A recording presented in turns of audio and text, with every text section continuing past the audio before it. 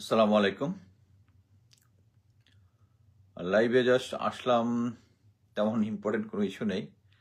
But আজকে সকালে একটা নর্থ ইস্ট নিউজ, যেটা ওই যে চন্দন নন্দী, যার ফাদার ছিল রয়ের এজেন্ট, বাংলাদেশেও ছিল অনেকদিন। সো সে প্রায়ই মিলিটারি রিলেটেড অনেক তথ্য দেয়। সো সে যে নিউজটা দিয়েছে সেটা হচ্ছে যে সেম জিনিস, মিলিটারি নিয়ে। মিলিটারির সাথে তত্ত্বাবধায়ক সরকার, প্রফেসর ইউনুস প্লাস খলিলুর রহমান, তাদের একটা টানে পোড়েন চলতেছে চিফ অফ জেনারেল স্টাফ কে হবেন এটা নিয়ে। এর আগে যেটা সবাই জেনেছি যে মিজানুর রহমান শামীম, লেফটেন্যান্ট জেনারেল মিজানুর রহমান শামীম, উনি ছিলেন হচ্ছে সিজিএস। উনি রিটায়ারমেন্টে গিয়েছেন। সো উনার স্পেসটা ভ্যাকেন্ট হয়েছে। সো এখানে লেফটেন্যান্ট জেনারেল হওয়ার জন্য মেইনলি আরেকটা হচ্ছে লেফটেন্যান্ট জেনারেল শাহিন, ওনাকেও অবসরে চলে যেতে হয়েছে। সো দুইটা ভ্যাকেন্সি হয়েছে, দুজন অফিসারের নাম সাজেস্ট করা হয়েছে, লেফটেন্যান্ট মেজর জেনারেল মুশফিক এবং মেজর জেনারেল মিনহাজ 25 লং কোর্সের। নিউজটা করেছে এভাবে যে সিজিএস বানাইতে চাচ্ছে হচ্ছে লেফটেন্যান্ট মেজর জেনারেল মুশফিককে, কিন্তু জেনারেল ওয়াকার চাচ্ছে লেফটেন্যান্ট জেনারেল মাইনুরকে। এবং সৌভাগ্যক্রমে দুর্ভাগ্যক্রমে লেফটেন্যান্ট জেনারেল মাইনুর এবং মেজর জেনারেল মুশফিক অ্যাকচুয়ালি, আমি যদ্দূর শুনেছি, he is already approve for lieutenant general. দুজনেই আমার কোর্সমেট। কিন্তু জেনারেল ওয়াকার চাচ্ছে না। এবং ওই নিউজের মধ্যে যেটা আমার কাছে ইম্পর্টেন্ট লাগলো, যে মেইনলি যে কারণে এই নিউজটা মানে চন্দন নন্দী ফাঁস করেছে, সেটা হচ্ছে মুশফিককে বলেছে সে ছিল হচ্ছে বিএনপি পন্থী। বিএনপি পন্থী সেটা হচ্ছে, এইটাই হচ্ছে তাকে ট্যাগ দেওয়া যে সে হচ্ছে বিএনপি পন্থী। এবং জেনারেল ওয়াকার চাচ্ছেন একজন বিএনপি পন্থী জেনারেলকে সিজিএস বানানোর জন্য, মানে what a noble cause. Basically জিনিসটা হচ্ছে 5ই আগস্টের সময় এই মুশফিক কোথায় ছিল? মুশফিক ছিল হচ্ছে এমএস, মিলিটারি সেক্রেটারি, যে সেনাবাহিনীর যত পোস্টিং আছে, অফিসারদের যত পোস্টিং আছে গুরুত্বপূর্ণ, কারা ডিজিএফ হইতে যাবে, কারা র্যাবে যাবে, কারা ইয়াতে যাবে, ওইটা কন্ট্রোল করতো। সো বিএনপি পন্থী একজনকে জেনারেলকে আওয়ামী লীগ সরকার এবং জেনারেল ওয়াকার তাকে এমএস বসিয়েছিল, তাই ন। মেইন জিনিসটা হচ্ছে এখানে মুশফিক হচ্ছে একজন প্রফেশনাল অফিসার, আমার কোর্সমেট, আমি ভালোভাবেই জানি, এবং তার কোনো পলিটিক্যাল অ্যাফিলিয়েশন নাই। এই পলিটিক্যাল অ্যাফিলিয়েশন নাই এর জন্যই আমার ধারণা প্রফেসর ইউনুস বা সিকিউরিটি অ্যাডভাইজার যিনি আছে তাকে চুজ করেছে। বাট জেনারেল ওয়াকার চাচ্ছে কাকে? লেফটেন্যান্ট জেনারেল মাইনুরকে। কেন? আমরা কয়েকদিন আগেই দেখেছি, যখন ইউএন এর একটা কনফারেন্সের জন্য জেনারেল ওয়াকার যাওয়ার কথা, তখন আমরা একটু বেশ হল্লা মল্লা চাইছিলাম যে ভারতে জেনারেল ওয়াকারের কোনো কাজ নাই, আমরা অলরেডি তাকে তার এজেন্ট হিসাবে জানি। সো ওখানে লেফটেন্যান্ট জেনারেল মাইনুরকে পাঠানো হয়েছিল, এবং লেফটেন্যান্ট জেনারেল মাইনুর এসে উনি জিওসি আরডক হিসেবে, যেটা তার জুরিসডিকশন না, সেটা হচ্ছে এই নির্বাচন সামনে জুরিসডিকশন না, উনি প্রশিক্ষণের সাথে সংযুক্ত। এটা হচ্ছে চিফ অফ জেনারেল স্টাফের কাজ। সো জেনারেল ওয়াকার অ্যাকচুয়ালি আগের থেকে, উনি যেহেতু জানতেন যে এই নির্বাচনের আগেই মিজানুর রহমান শামীম স্যার রিটায়ার্ড চলে যাবে, সো ওইখানে লেফটেন্যান্ট জেনারেল মাইনুরকে আগে থেকে সেট আপ করার জন্য তিনি ওই নির্বাচন রিলেটেড একটা ব্রিফিং এর মধ্যে হি ওয়াজ দ্য মেইন ম্যান, একটা প্রেস ব্রিফিং এর ভিতরে। সো সবকিছুই জেনারেল ওয়াকারের প্ল্যানে চলবে, যেহেতু তার লেফটেন্যান্ট জেনারেল মুশফিকের প্রমোশনেরটা অ্যাপ্রুভ হওয়ার পরে তাকে সিজিএস হিসেবে বানানোর জন্য চিঠি দিছে জেনারেল ওয়াকার, ওটা ওখানে রেখে দিয়ে মানে সরকারের সাথে পাঙ্গা নিতেছে, কারণ she is strong, he is controlling the army. উনি সরকারের কথা শুনতেছেন না, উনার প্ল্যান মোতাবেক সবকিছু হবে। সো উনি বলতেছে যে সামনে নতুন সরকার এসে এইগুলা এই জিনিসগুলো করবে। It's not. আরেকটা জিনিস বলি যে মুশফিক মেজর জেনারেল হয়েছে, এটা আমাদের কাছে একটু অবাক ছিল, আমরা কোর্সমেটরা। এটার কারণ হচ্ছে, এটা অ্যানালাইসিস করে আমরা যেটা বের করছি সেটা হচ্ছে একই করছে এ গার্বেজ লাইক জিয়াউল আহসান, উনি মেজর জেনারেল, আর সবচেয়ে ব্রাইট অফিসারটা, হ্যাঁ, সে ব্রাইট অফিসারটা হবে হচ্ছে কি বলে ব্রিগেডিয়ার জেনারেল থাকবে। এটা মানে it's look so odd, so odd, so he was made major general. আর মুশফিক আমাদের কোর্সের না, মানে সোর্ড অফ অনার তো লেফটেন্যান্ট জেনারেল মাইনুট, এই ওয়াজ এ, মানে তার পারফরমেন্সটা বিএমএতে আমি বলবো মিডিয়াকার, এবং actually he is a reluctant soldier with a genius mind. সে কখনো লেখাপড়া করতো না, ঘুরে ফিরে ইয়া করতো, পরীক্ষার সময় সে ফার্স্ট। এটা একটা মানে তার এই যে রাইজের পিছনে একটা স্টোরি আছে। স্টোরিটা হচ্ছে, আমরা যখন সেকেন্ড লেফটেন্যান্ট অবস্থায় প্রথমে অফিসার্স ওয়েপন কোর্সে গেলাম, ওয়েপন কোর্সে যাওয়ার পরে ওখানে আমাদের দুই ধরনের দেয়, একটা হচ্ছে ইনস্ট্রাকশনাল ক্যাপাবিলিটি আর একটা হচ্ছে নলেজ। সো 63%-এর বেশি পাইলে আমি বিতে নলেজে বি পাবো, B+ পাবো, আর ওয়াই হচ্ছে ইনস্ট্রাকশনাল ক্যাপাবিলিটি। সো আমরা 24 নম্বর কোর্সে 5 জন ছিলাম, ইনক্লুডিং মি, মুশফিক, আমি আর বাকিদের কথা না বলি, মুশফিক। আমাদেরকে দেখা গেল আমাদের ইনস্ট্রাকশনাল ক্যাপাবিলিটি খুব ভালো, আমরা ইংলিশে ভালো স্পিচ দিতে পারি। ওই যে সাবজেক্ট, আমার প্রত্যেকের সাবজেক্ট দেওয়া হয় এটা শেখানোর জন্য। সো আমরা ইনস্ট্রাক্টর হিসাবে খুব ভালো ইংলিশে স্পিচ টিচ, এবং ওখানে টিচাররাই কোশ্চেন করে আমাদেরকে, যে আমি ঠিকমতো অ্যান্সার দিতে পারি কিনা, স্টুডেন্টকে ক্রিটিক্যাল কোশ্চেন করে।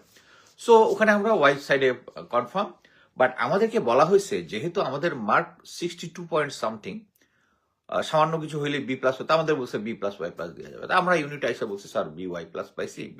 মুশফিক গিয়ে বলছিল যে সে B+, Y+ পাইছে, বিকজ ইনস্ট্রাক্টর তাকে বলে দিছিল। এবং ওই ইউনিটে তাকে অ্যাকচুয়ালি এটা নিয়ে হিউমিলেট করছে যে তুমি বললা B+, Y+, বাট পাইলা তো BY+। এবং ওইটা হচ্ছে মানুষের অ্যাকচুয়ালি এক একটা জিনিস ভিতরে ইনসাইট ট্রিগার করার জন্য একটা ইনসিডেন্ট দরকার, ওইটা ছিল ওর ইনসিডেন্ট। এবং ওই যে ইনসিডেন্ট হয়েছে, এরপরে মুশফিক কোনো কোর্সে সেকেন্ড হয়নি, কোনো কোর্সে সেকেন্ড হয় না, অ্যান্ড হি ইজ জাস্ট, কেউ তারা ধরতেও পারতেছে না, মানে এরকম একটা সিচুয়েশন আর কি। ইভেন একটা জেসিএসসি একটা ইম্পর্টেন্ট কোর্সে, তখন তার ফাদার এক্সপায়ার করে, স্টিল সে ভালো করছে, বাট মানে তার ইয়াটা, এবং সে হচ্ছে নিরপেক্ষ, এটি হচ্ছে তার মূল বিষয়। এখন ইয়াটাতে আসি, ইয়াটা হচ্ছে যে জেনারেল ওয়াকার চাচ্ছে হচ্ছে, আমরা অনেক আগে আমি একবার বলেছি যে যখন তারেক রহমান লন্ডনে ছিল, তখন ব্রিগেডিয়ার জেনারেল শামস এএসইউর কমান্ডেন্ট তাকে পাঠিয়েছিল লন্ডনে তাদের সাথে আন্ডারস্ট্যান্ডিং করার জন্য, যে আসেন আপনাদের সমস্ত ধরনের সহায়তা করব। এবং অলরেডি আপনারা দেখতেছেন তারেক রহমান আসার পরে মিলিটারি কিভাবে সহায়তা দিচ্ছে। ইভেন আমি ওই দিনের একটা ভিডিওতে দেখেছি, আমার ওয়ালে শেয়ার করেছি, যে মিলিটারি গ্রেড যেটা আর্মি ইঞ্জিনিয়ার্স এর যে ইকুইপমেন্ট, ওটা দিয়ে মেটাল ডিটেক্টর ওগুলা সবকিছু সার্চ টার্চ করতেছে। মিলিটারি সম্পূর্ণভাবে তারেক রহমানকে সাপোর্ট দিতেছে। এবং সবচেয়ে অ্যালার্মিং যে জিনিসটা, এটা আমি গত লাইভেও বলেছি এবং এই লাইভেও বলতেছি, সেটা হচ্ছে ইস ভেরি অ্যালার্মিং। মানে বাংলাদেশের কোনো অর্গানাইজেশনই কোনো ঠিকঠাক মতো কাজ করতেছে না। অলরেডি আপনারা রিপোর্ট দেখেছেন যে আমাদের মধ্যে ভাগ হয়ে গেছে, এক পার্টি জামা থাকবে, ওইটা হচ্ছে সবচেয়ে লাভের গুড় খাবে কোনটা, ওইটাতে। মিলিটারির মধ্যে তাই।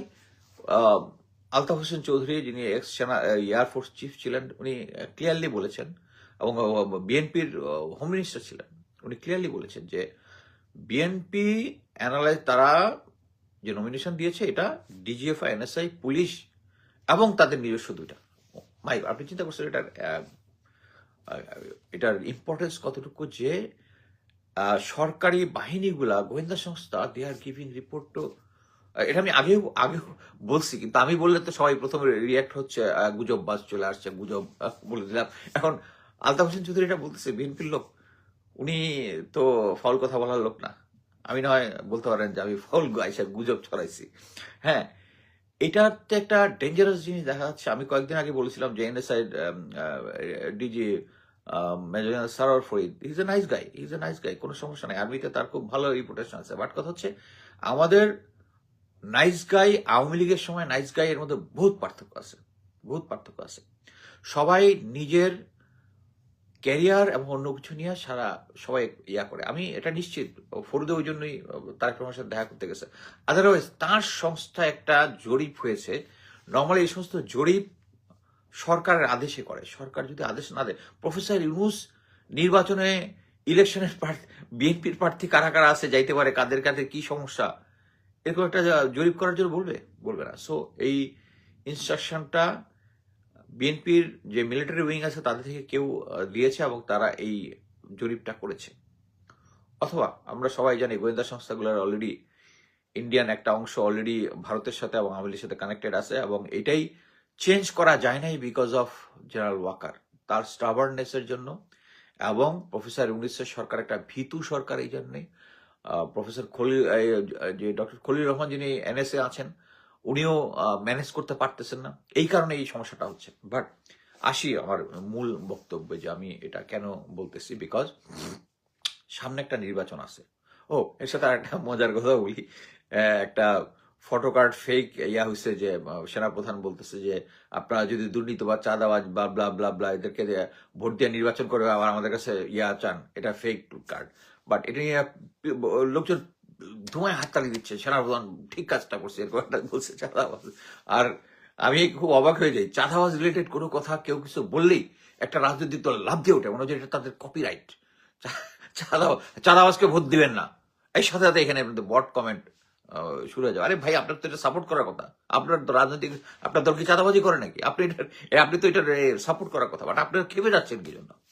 এনিওয়ে, এখন আসি যে সেনাবাহিনী প্রথম যে একটা কনফারেন্স করেছিল প্রফেসর ইউনূসের সাথে, ওখানে বলেছিল 1.25 লাখ সেনাবাহিনী গ্রাউন্ডে থাকবে। Fair enough. গতকালকে একটাতে দেখলাম যে 1 লাখ থাকবে। 25,000 কেমনে কমে গেল? এটা অ্যাকসেপ্টেড না মনে হয়। এইখানেই মাথার মধ্যে আসে যে প্রথমে 1.25 লাখ বলার পরে এখন কেন 1 লাখ বলতেছে, এটা আমার একটা ফার্স্ট কোয়েশ্চেন। সেকেন্ড কোয়েশ্চেন হচ্ছে, আমি একটা জিনিসে বিশ্বাস করি যে সেনা প্রধান বিভিন্ন জায়গায় কনফারেন্সে বিভিন্ন জায়গায় বলেছেন যে আমরা একটা ফ্রি অ্যান্ড ফেয়ার ইলেকশন দিব, which is all the media, দেশের যত মিডিয়া আছে তারা এটা কভার করেছে এবং এভরিবডি অ্যাপ্রিসিয়েটেড ইনক্লুডিং মি, কালিফোর জেনারেল ওয়াকার। আচ্ছা, এখন এইটা যদি হয় সেনাবাহিনীর, তাহলে কেন উনি সিজিএস কে হবে, জেনারেল মাইনুর হবে না, মুশফিক হবে, কেন এটা এত সিরিয়াস? এটা তো সিরিয়াস হওয়ার কথা না। উনার ইমপ্লিকেশন যেটা আছে, এটা মুশফিক আসলেও ইয়া করবে, মাইনুর আসলেও সেম জিনিসটাই ইয়া করবে, তাই না? তাইলে আপনার কাছে কেন মনে হচ্ছে যে এটা মানে মুশফিক হইতে পারবে না, মাইনুরকে হইতে হবে? আপনি ফাইল ওখান থেকে আসার পর ফাইল মনে হয় আজ 6 থেকে 7 দিন হয়েছে ফালায় রেখে দিচ্ছেন, যে মুশফিকের ইয়াটা যখন অ্যাপ্রুভাল হয়ে আসছে, এটা আপনার কাছে এত গুরুত্বপূর্ণ জন্য যে মাইনুরকে এই জায়গায় বসাইতে হবে?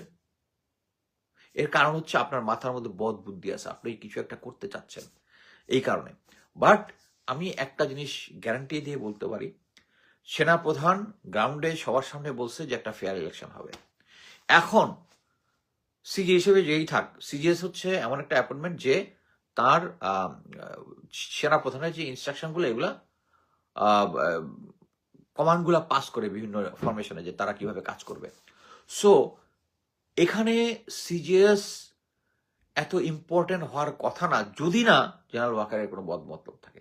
বদমতলব একটাই থাকতে পারে, যে কিভাবে নির্বাচন হলে, উনি তো বিএনপির সাথে একটা আন্ডারস্ট্যান্ডিং করে আসছে, সো উনি কিছু একটা ইঞ্জিনিয়ারিং টাইপ কিছু একটা বুদ্ধি করতে হবে। কারণ একটা জিনিস আছে, আপনাদেরকে একটা জিনিস আমি মানে বলে দিই, সেটা হচ্ছে টিএম জোবায়ের ছিল না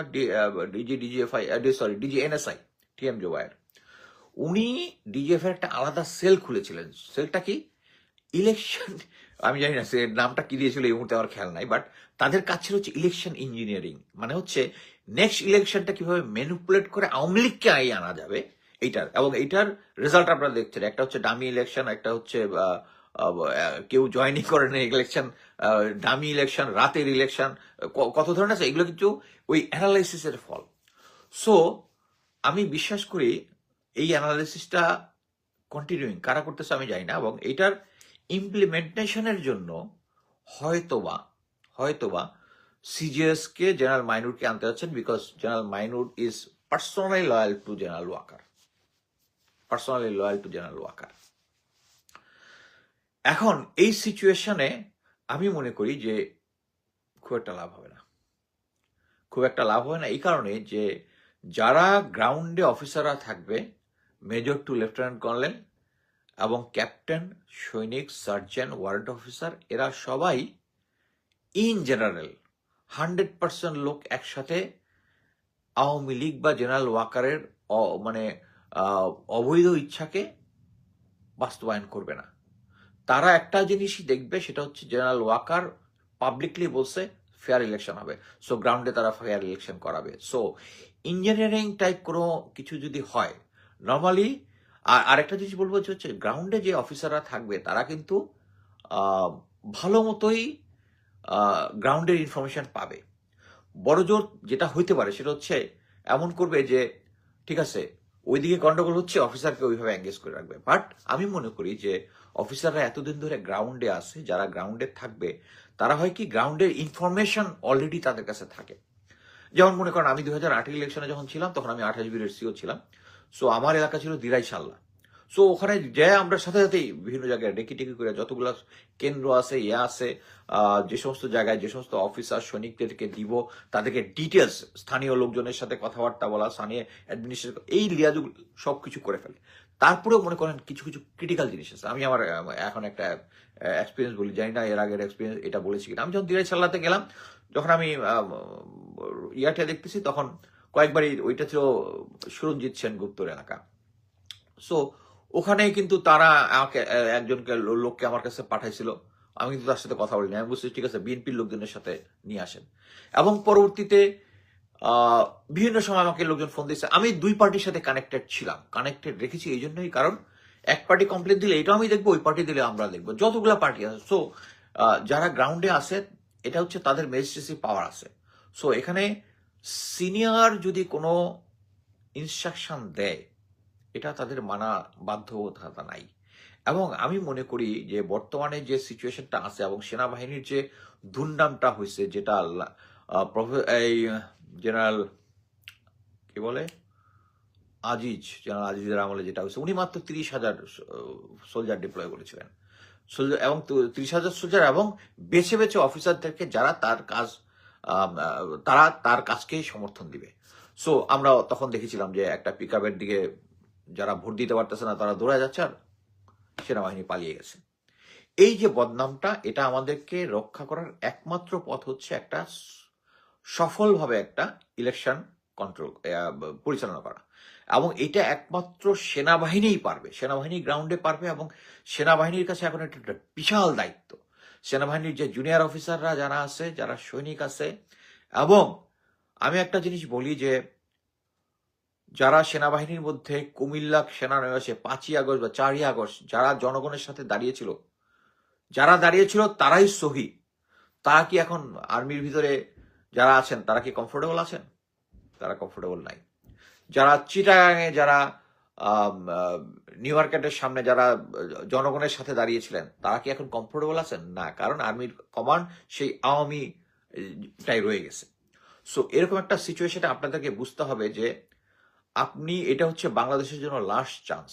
এই চান্সটা একটা সঠিক নির্বাচন হবে এবং সেনাবাহিনীকে এটা এনশিওর করতে হবে যে 5 বছর পর পরে একটা সহি নির্বাচন হয়। যদি সহি নির্বাচন হয় তাহলে আর কেউ কোনো কিছু করতে পারবে না ইনশাল্লাহ। রাজনৈতিক দলগুলো বুঝবে যে অ্যাটলিস্ট 5 বছর পরে আমাকে আবার জনগণের কাছে ভোটের জন্য দাঁড়াইতে হবে। সো আমি সেনাবাহিনীর সমস্ত সদস্যকে 100% সদস্যকে ইনক্লুডিং জেনারেল ওয়াকার অনুরোধ করছি যে এই নির্বাচনটা আমাদেরকে সহি হইতে হবে এবং সহি হইতে যাকেই ভোট দিবে মানুষ, যাকেই ভোট দিবে আমরা চোখ বন্ধ করে তাকে মেনে নিব।